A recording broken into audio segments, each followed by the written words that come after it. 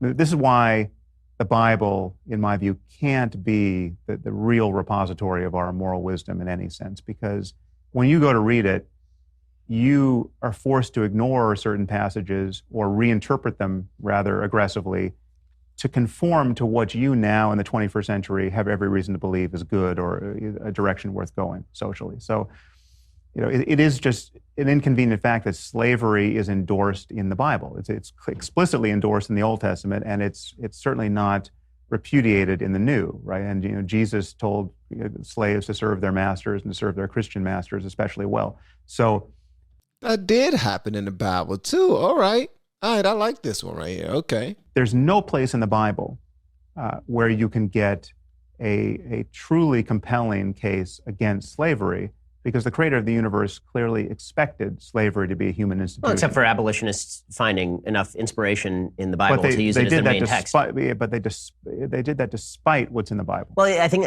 that is, I mean, I don't want to, this shouldn't sound insulting because it's not meant as an insult. I think that from a religious point of view, that's a simplistic reading of the Bible's role in human affairs, meaning that when any written document is given to any group of people, it has to be given to people in a way that they can understand. It's not that slavery was endorsed by the Bible. It's that slavery is universal among human civilization until modern times. But it was, no. There are religions that have different points of view on all these questions, right? So it was possible in the 5th century BC to have a take on ethics with respect to something like slavery or the killing of combatants or non-combatants.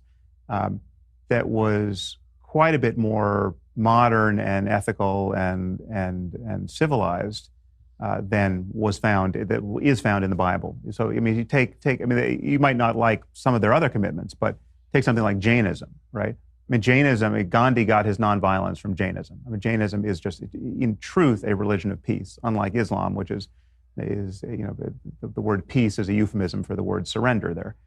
Wow.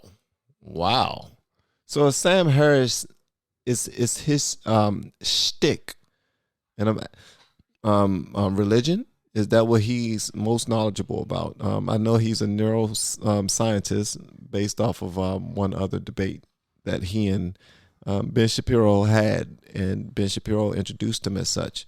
But I keep seeing things about the Bible and religion when it comes to Sam Harris. But if that's his thing, please let me know. Which is the word peace is a euphemism for the word surrender there, or submission.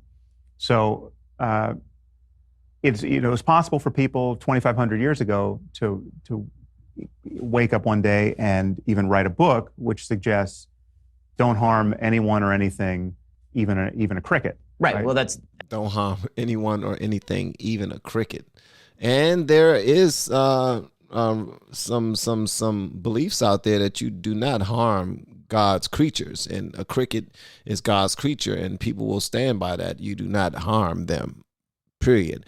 Also, guys, if this style of content is something that you enjoy, please do me a favor and hit the subscribe button.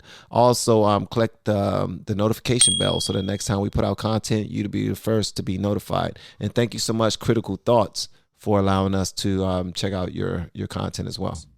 Don't harm anyone or anything, even a cricket. Right. Well, that's fine. But the question is, how many converts does Jainism have? Meaning that the point of, if you're going to give a book over, let's pretend that you thought that God existed and that you were he, and it was your job to convey to a group of human beings what you think morality should be, understanding that they're going to take that and develop that because we do have this gift of human reason that we use to develop things. And so there's a root text, and then it is developed over time. This is why I think Judaism is particularly kind of unique in this respect, because that's been an ongoing dialectic for literally thousands of years. I mean, there's legitimately thousands of pages of tractates of just people arguing about these particular issues. You would say that the argument should have started from the point of there was no text for them to argue about, and they should have just argued from sort of a priori reason, maybe. No, I mean, I respect text, but I think the principle of revelation is a problem. But just to back up for a second, I think it's certainly problematic for you as a Jew to argue that the legitimacy or success of a religion is best measured by the number of adherents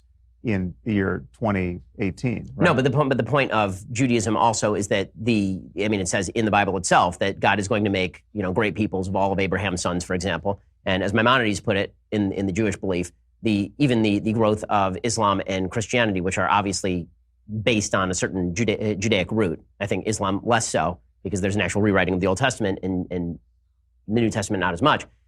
Maimonides suggested that Christianity had basically been brought about as an extension of Judaism, which is the greatest, Christianity is the greatest converting religion in the history of the world. Right. So but it seems so strange to count at the success in terms of numbers of Christianity and Islam, given that the basic principle. The bottom line is the basic principles of Judaism.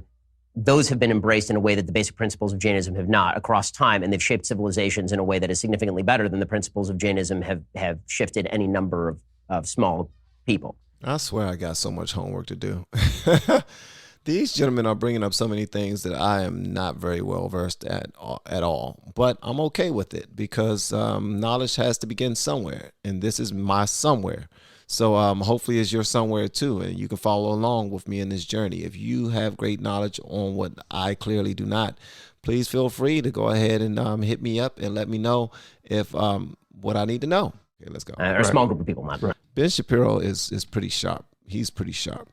Have shifted any number of small people, or a small group of people, not small people, obviously. Well, so again, it's just the fact that you and I could improve the Bible with very little thought, just by taking out, if we just took out the worst passages that have no possible redeemable content this year, or I would argue any other year, right? The Bible's already improved, right? So the fact that we could edit it to anyone's advantage is a problem for the idea that this was written by an omniscient being and not to be superseded by any human effort now or generations from now. And we do it all the time, and those are called denominations. That's how new denominations are formed, and they are eating the fish and spitting out the bones. They are taking the good parts that they agree with, and they are throwing away the bad parts that they don't particularly agree with. And that's what they teach in their organization. In their churches and their religious groups and whatnot. And it's a problem not just for the Bible, it's a problem for the Quran.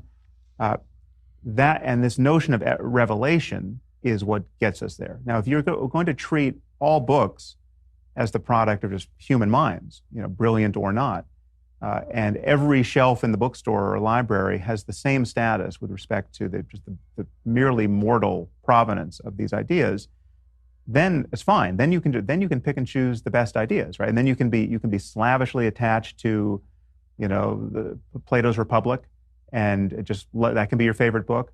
But what Revelation gets you is this notion that no, this isn't just a book, right? This is the product of omniscience on some level. And that ties your hands intellectually, because then you are forced to make these acrobatic contortions around passages which clearly have no good application now and didn't even have a good application then. And when you view it from the other side, when you think about just how good a book would be if an omniscient being wrote it. I mean, that is it's very easy to see what could be in there that would still astonish us. I mean, it's very easy to see what could be in there that would prove, just based on the time of its emergence, that this couldn't have been the product of merely human minds. And there's nothing like that in the Bible. Wow. Yeah, definitely above my pay grade. The guy kind of looks like Ben Stiller. I know that's pointless information right there, but especially from this angle right here, he looks like Ben Stiller. What y'all thought about that in the comments below? And please make sure y'all hit that subscribe button on your way out the door. Once again, guys, I am Van, and now we are all the LFR family. And I look forward to you being on the next video and hopefully inside the Patreon as well. You guys have been amazing. Love y'all.